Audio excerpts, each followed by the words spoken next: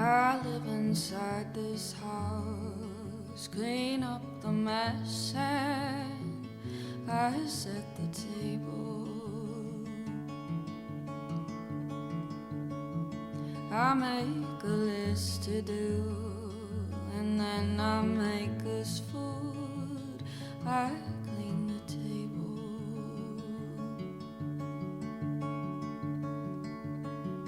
I fold the clothes, I dust the shelves. It's a thankless job, but I thank my God